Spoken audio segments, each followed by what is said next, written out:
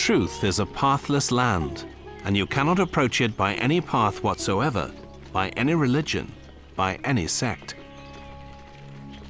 Many would agree with the words of Jadoo Krishnamurti, the great Indian philosopher, but it hasn't stopped people trying. Such men as Plato in the West and Confucius in the East strove to understand how the world worked and how people could live the best possible life within it.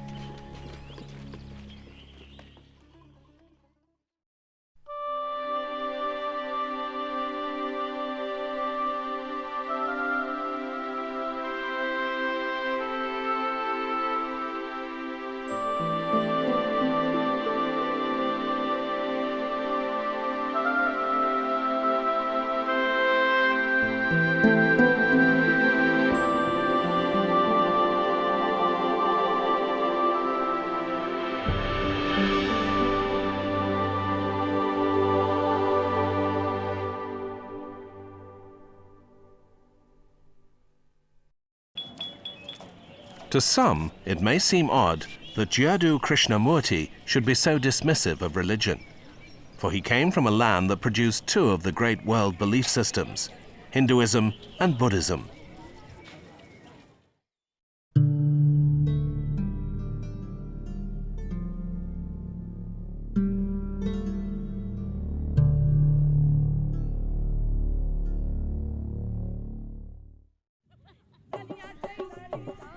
Whence this creation has arisen, perhaps it formed itself, or perhaps it did not.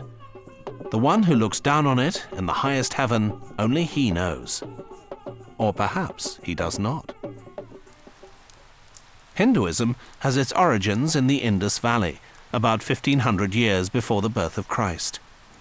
Indeed, the word Hindu comes from the Persian name of the river. Nomadic Aryans began to settle down in the valley, where their culture mixed with that of the indigenous people. Arya in Sanskrit means noble one, and therefore Aryan, which is an English form of Arya, means those who had a noble scripture, a noble language, and a noble vision of the world.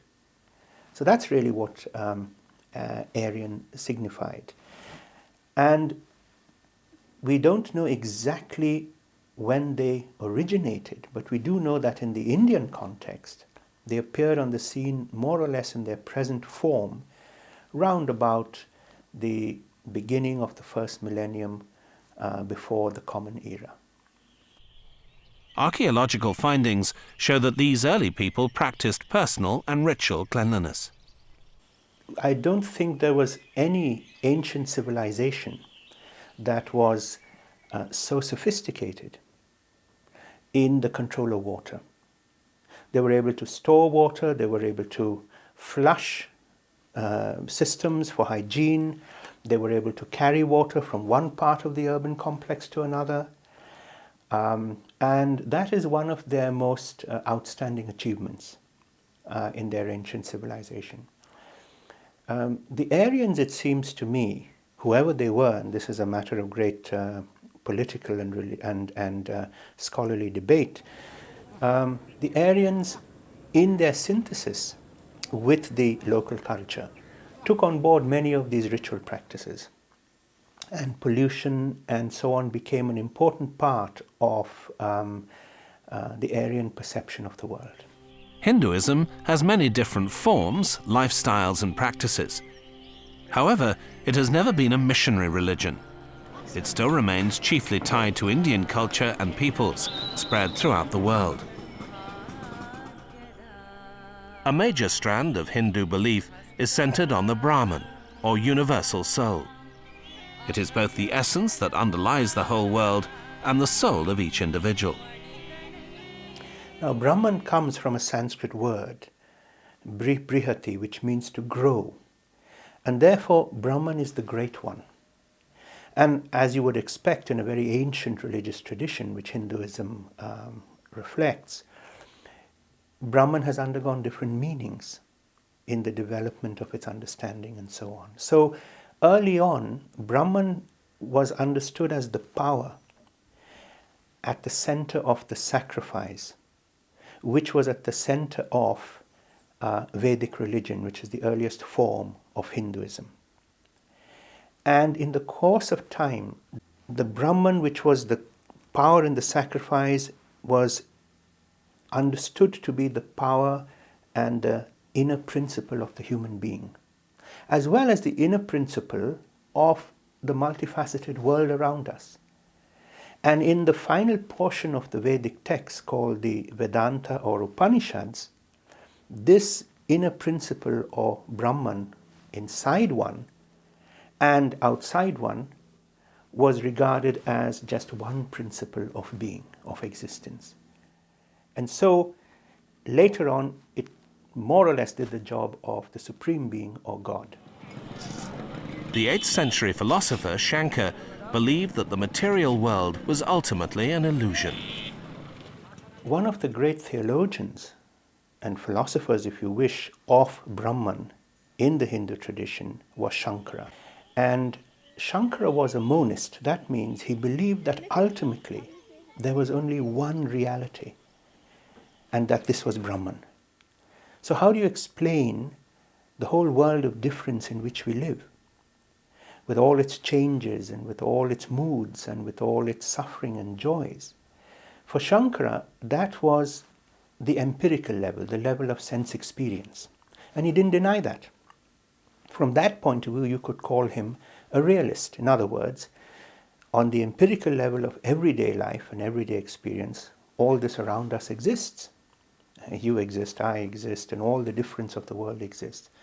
The problem is if we regard that as the end point of experience, and if we say that that's all there is, and if we open our eyes and see and say, well, what I see is what I get. For Shankara, that wasn't the case. What I see is not the ultimate reality, because underlying everything, unifying everything, is the principle of Brahman. And the goal of human existence is to see through the difference of the world and realize that the principle of Brahman, this unitive principle, is all that ultimately exists. So that when you get enlightenment, when you get liberation for Shankara, the difference of the world is something that becomes transparent. You see through it to the principle of Brahman under it. Shankara was a member of the Vedanta school of philosophy. They specialized in the critical interpretation of the mystical texts called Upanishad. Other Vedanta schools opposed Shankara. One of his most prominent opponents was Ramanuja, who lived from 1017 to 1137. 2 or 3 centuries later, Ramanuja came on the scene. Now, we said earlier that Shankara was a monist. That is, he believed that ultimately there was only one principle of being, not two, and that was Brahman. Ramanuja was not a monist, and this is where he disagreed with Shankara. Ramanuja was a kind of dualist. He believed that there were two principles of being. We can call them the finite and the infinite. The creaturely state of being, and then the infinite state of being. And that infinite state was Brahman. He also called it Brahman, though he gave it a personal name, which was Vishnu Narayana, just as Christians give God a personal name. And Ramanuja was, in that sense, a theist. He believed in the existence of God or Brahman, who has a personal nature. So this is where he and Shankara disagreed in a very important way. Because for Shankara, ultimately, if there's only one principle of being, then there's no difference between God and us. And there's no room, therefore, for a devotional way of life in the strict sense of the term, because you need two principles of existence for devotion: the object of devotion and the devotee.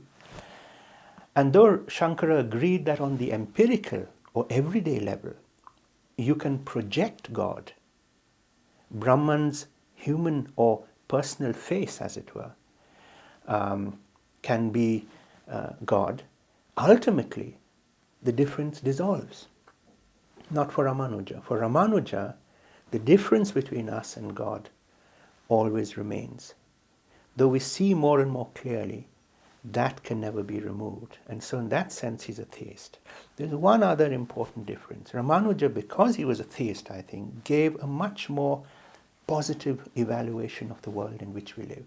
This is God's world. And in fact, he used a very interesting image of that. He said, this world is the body of God, and we are all the body of God. And obviously, we look after our bodies and nurture our bodies and care for our bodies. And therefore, if you want to extend this idea in today's ecological terms, then we are custodians and guardians of the world. The Aryans brought with them their sacred religious texts, the Veds. The sacred Hindu texts cover every aspect of life. The word comes from Sanskrit and means knowledge. They were transmitted orally and were known as Shruti, which means hearing. Both the content and the sounds of the words are considered sacred. Hindus often recite verses from these texts during their daily meditation. They are written in this powerful and mystical language called Sanskrit in English, but Samskrita in the original tongue. And Samskrita means refined, polished, well-wrought, perfected. So that's why they had this special power in them. It was an oral tradition, and therefore the Vedas were not put down in writing, because the ancient Hindus believed, even today, the belief is still quite prevalent, that writing in a way takes away the power of the sound. And so Hinduism remains an oral tradition which has derived from the force and the power of the Vedas. So there were utterances, sacred utterances, a large body of utterances which enable the individual to control the world, the powers of the world, and the powers of the human being. In that sense, if you resonated with the Vedas in Sanskrit, you resonated with your deepest self and with the world around you. Hinduism follows a moral code set down by saints and heroes. Set thy heart upon thy work, but never upon its reward. At the center of this system of ethics are the concepts of dharma and karma. One way that the early Hindus, and by that I mean already before the Common Era, from around about the 3rd, 4th century BCE, one way that the early Hindus organized their understanding of human goals and what we would call today human fulfillment is in terms of 4 categories or 4 objectives of human living. Dharma, which means righteous living. Kama, which means satisfaction, gratification. Artha, which meant wealth.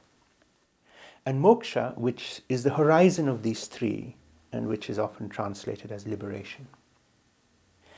Now, the precise order of the first 3, dharma, artha, kama, can vary in different texts. But moksha is always a kind of horizon of the other 3. And dharma also has a special position with regard to the other 2, artha and kama.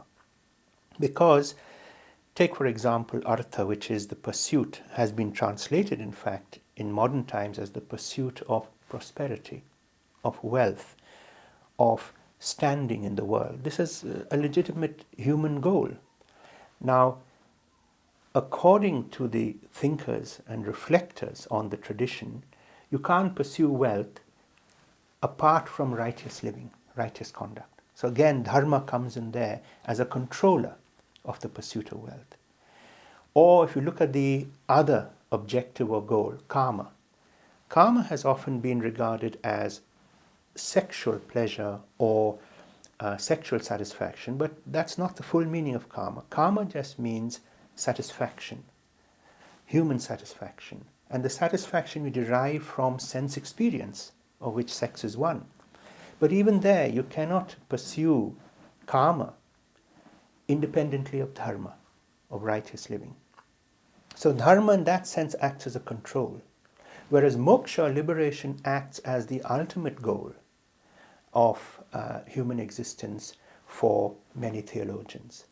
And once you experience karma or satisfaction, and you've established yourself in the world through artha or wealth or social standing.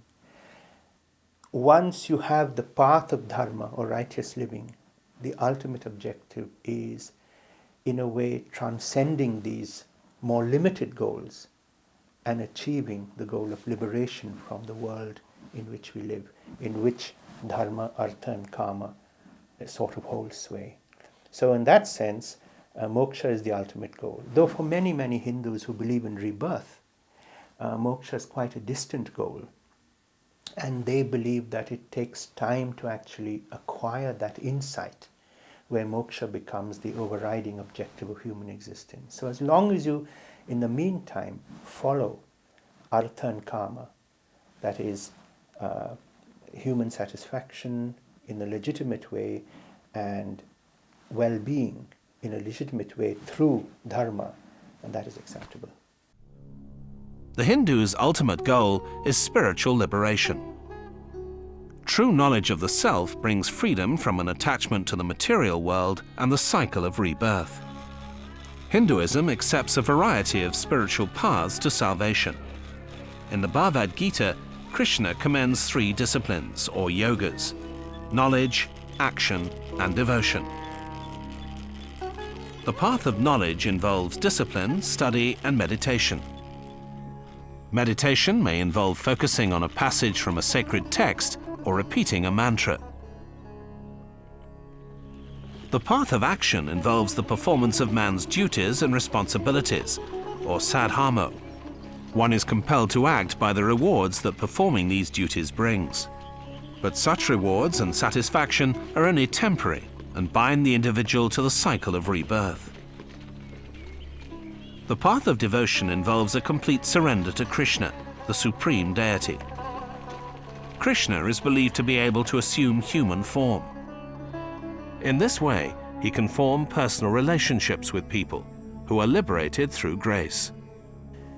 Quite often, Hinduism has been compared with Christianity through the doctrine of God's coming down in human form. Christianity talks of the incarnation, that is the enfleshment, coming down in the flesh of incarnation of God in the form of Jesus. Hindus also talk of avatara, which is a Sanskrit word meaning exactly that, coming down, embodying. And mainly in the Vaishnava tradition, there's a developed theology of God coming down in embodied form. Notice I say embodied form because whereas in Christianity, God came down in human form, in Hinduism, God can be embodied in human and non-human forms. And so the doctrine of avatara or God's descent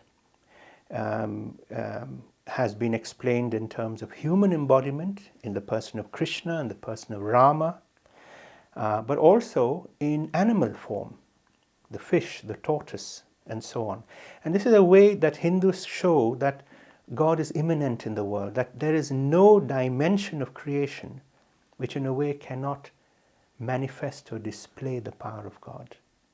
It also may show that those forms of life we consider inferior, let's say subhuman forms of life, seem to be striving for completion and perfection in human forms. And there is a kind of continuity between the two.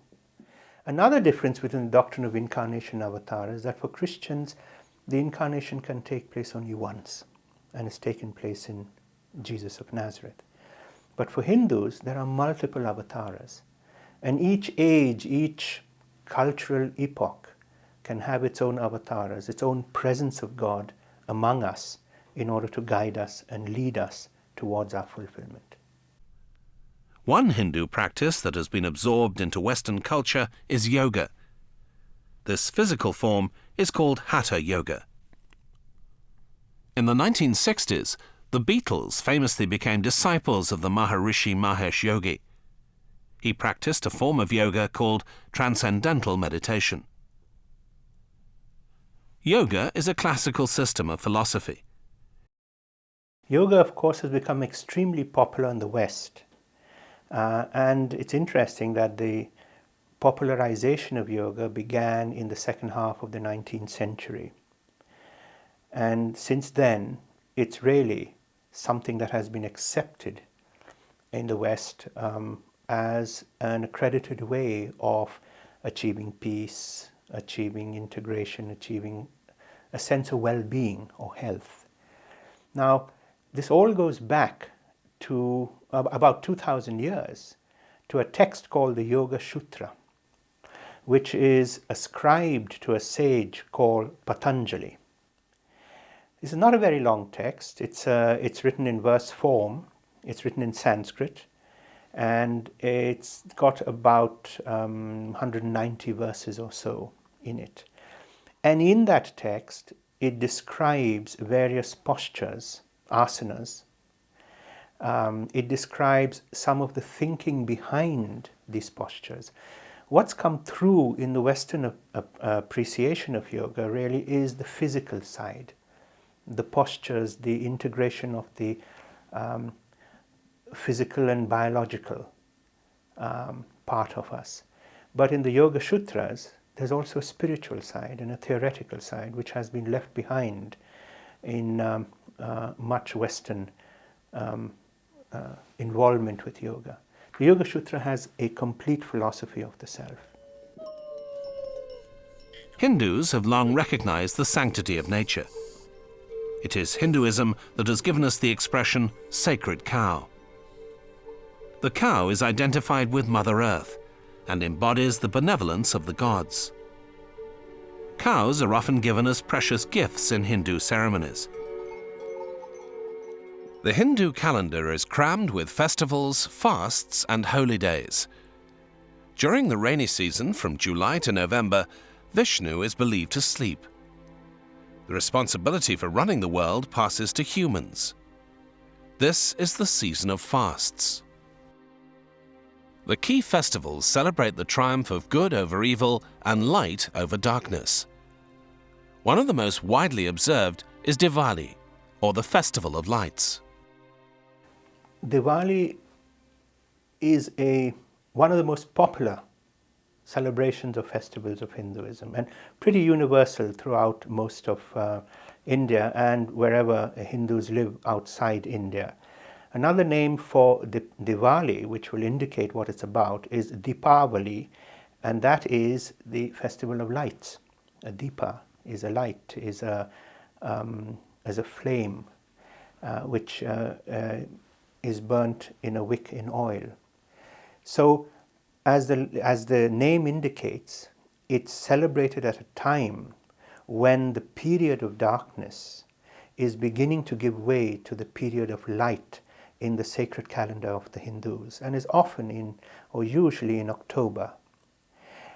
At that time, the new period of the sacred calendar is taking place when the god awakes, and when the period of light and the period of illumination in the Hindu's life takes place.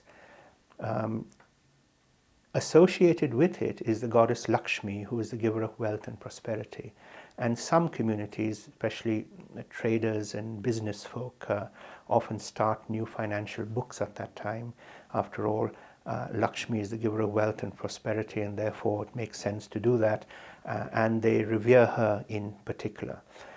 Most people celebrate it by letting off fireworks, by lighting candles or these oil lamps in their homes, in their houses, along the parapet of their of terraces and so on. And the city area or village can actually be extremely beautiful to look at with all these lights lit up. It's a celebration of great joy and a great happiness, and it symbolizes how light masters darkness and how we need to live in the light, actually, in terms of illumination, in terms of God's enlightening of ourselves. Many festivals, such as Pongal and Holi, are connected with the changing seasons. All festivals are designed to harmonize with the rhythms of the cosmos. Hinduism is increasingly becoming well known outside India, and this has taken place really in the last 100, 150 years. And this has happened in all sorts of ways. I can think of the Maharishi Mahesh Yogi, the guru who was associated with the Beatles, for example, and transcendental meditation. In other words, this was a form of yoga. And that leads us to regard the role of yoga in the Western consciousness. Yoga has played an increasingly big role as the source of well-being, alternative medicine, health, and so on. It's really now taken on board as a pretty common practice among Westerners. Yoga means integration, and therefore it's a means, a device to integrate ourselves, not only on the physical level, but as a whole human being. Who hasn't heard of Mahatma Gandhi, who played such an important role in the transfer of power from British rule to Indian independence, and indeed in the creation of modern India, and his tremendous leadership in terms of non-violence and peace. And in fact, the transfer of power between the British and Indians could have been much more violent than it was. So Gandhi is regarded as a moral giant of our times, and he gave credibility and tremendous impetus to the role of non-violence in an increasingly violent world. But I think one of the most important contributions Hinduism can make to the West is just the celebration of life. The riot of color, the festivals, the enjoyment of life, the combination of detachment with engagement, the sophisticated myths and stories and explanations of this, the whole understanding of what it is to be a complete person in terms of all the different forces and powers that are at work inside us and outside us. The marrying together of everything in a way that makes life an adventure is really what Hinduism has contributed in these various forms, and I think will contribute as the world becomes more and more globalized for a long time to come.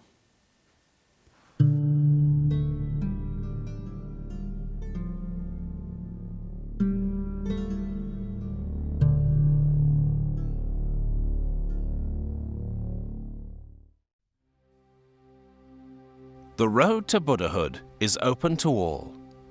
At all times, all living beings have the germ of Buddhahood in them. There have been many Buddhas, and there are many more to come. It is generally agreed, though, that the last Buddha was Siddhartha Gautamas. There are many versions of the Buddha's life story. According to a Buddhist text of the 5th century AD, there once lived a man named Sumed. He met with Dipankar, who was Buddha, many eons ago. Sumed said that he wished to become a Buddha. He became a bodhisattva, one who seeks enlightenment, and went through many incarnations, perfecting himself in each life.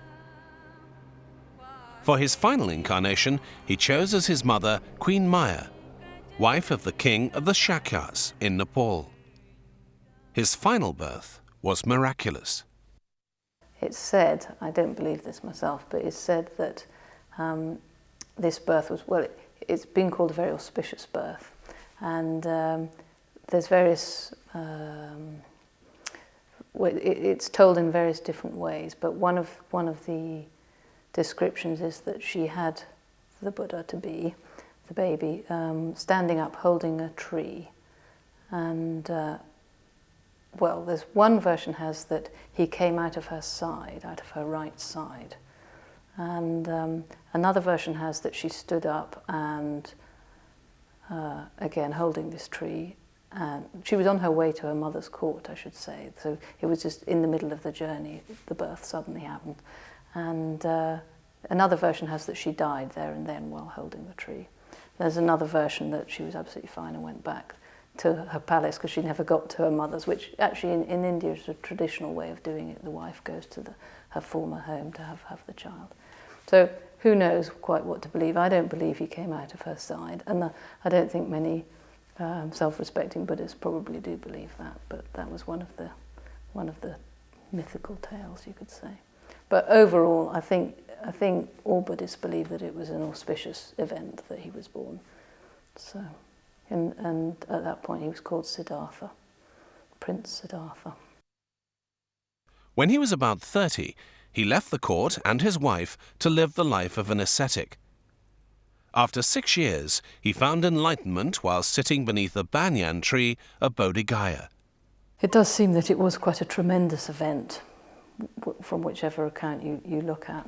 And he did definitely feel for himself that he'd understood something that hadn't been understood in this era before, but that he also intuited it had been understood by Buddhas in the past.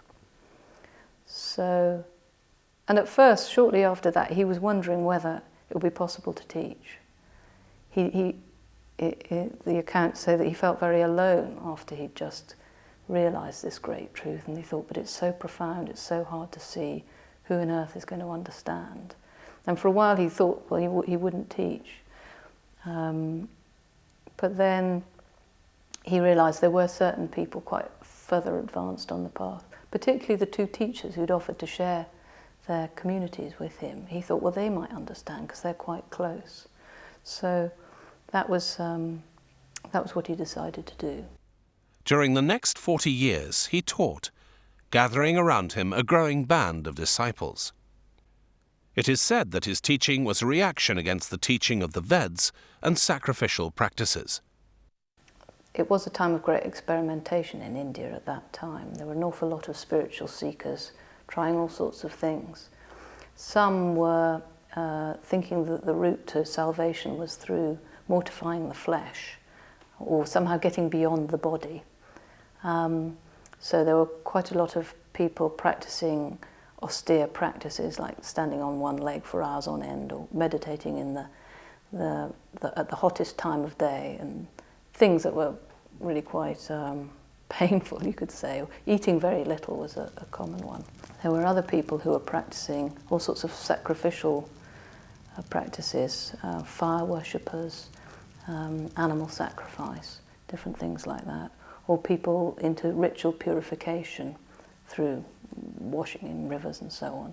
And again, the Buddha probably tried most of these, but he wasn't convinced that these had any bearing on the mind or being able to see the truth. So he afterwards said that those were all different extremes, and what he taught was a middle way.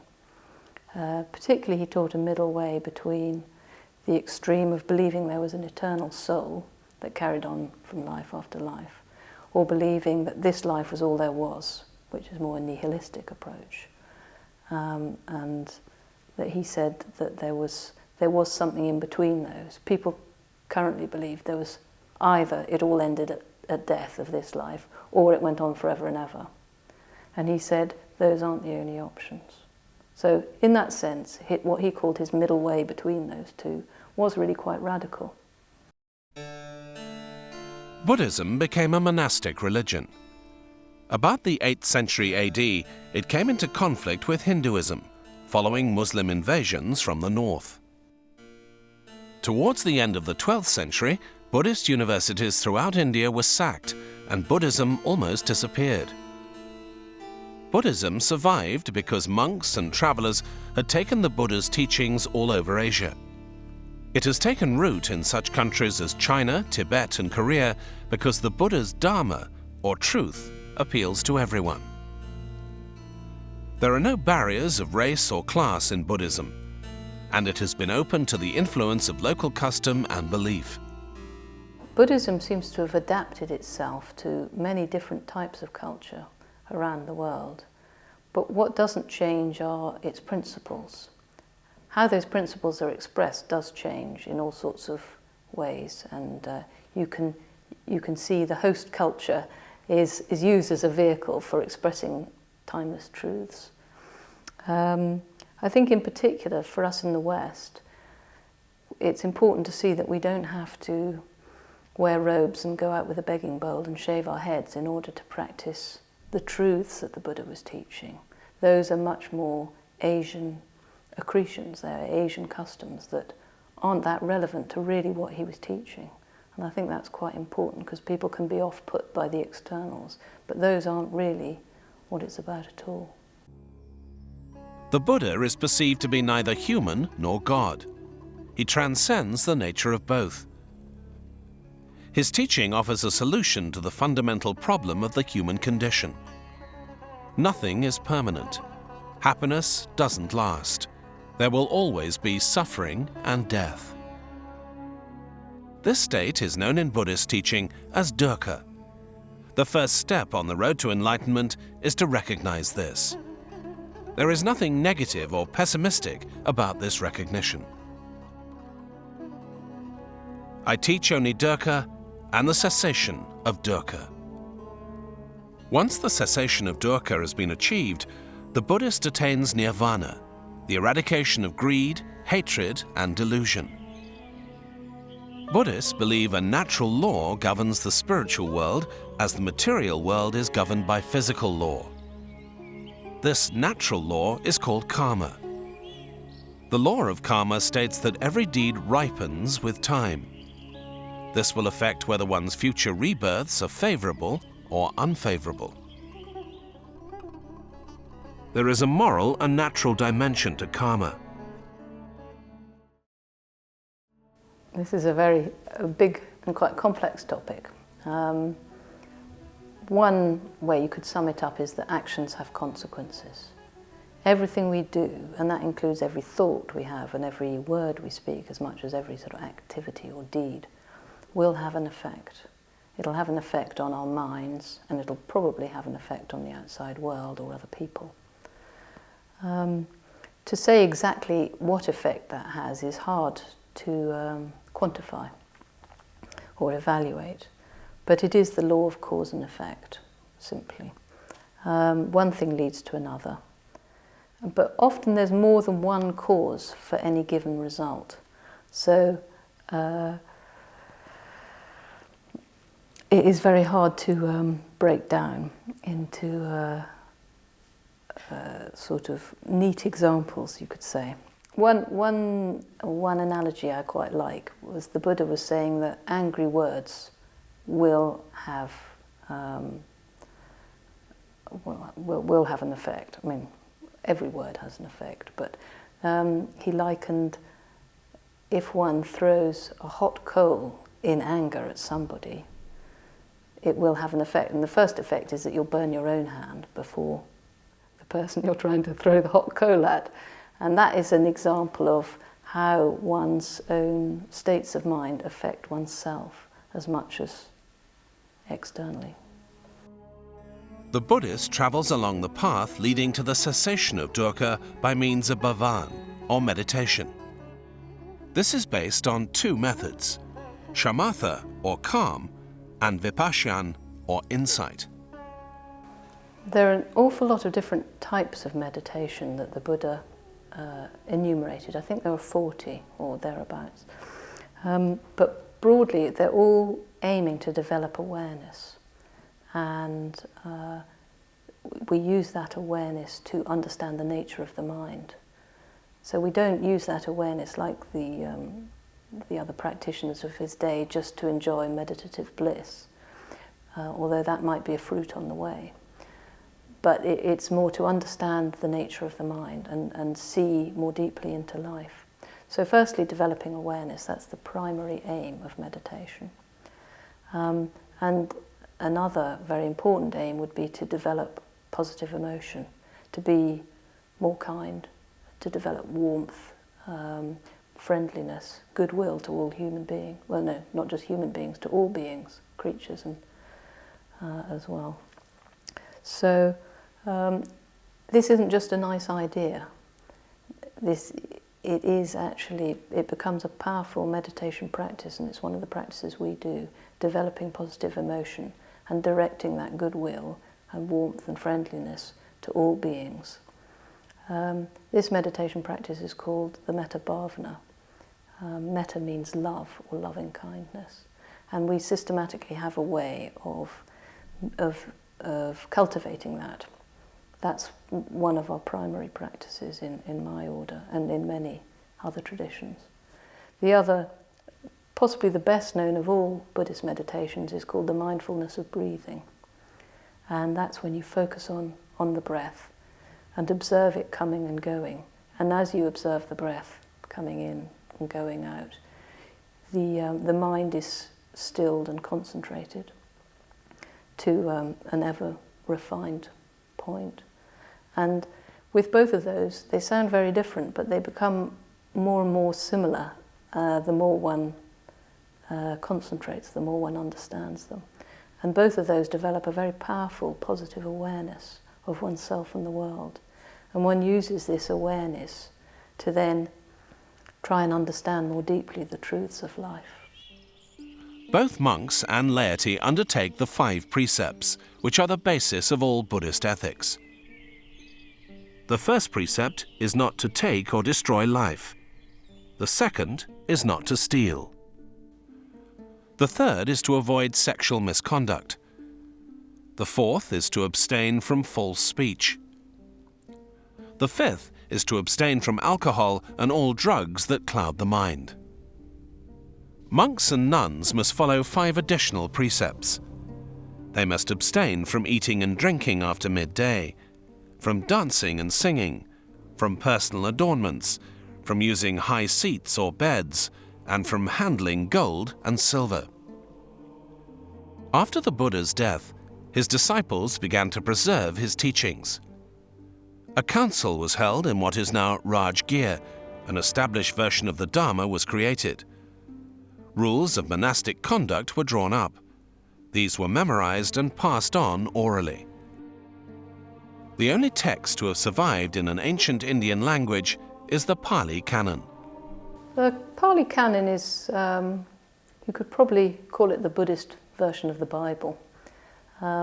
It's the oldest recorded teachings of the Buddha. Not actually written down during his day, but it is the earliest version that there is. So you have a large section which is about his teachings, discourses, stories and parables. And then you have a chunk which came a little later, which is code of conduct for monks and nuns. And then there's a third section which is more analytical, philosophical, which analyzes the nature of mind and Buddhist teachings. In Japan, a different form of Buddhism developed: Zen. It is the form best known in the West, although fewer than 10% of Japanese Buddhists practice it.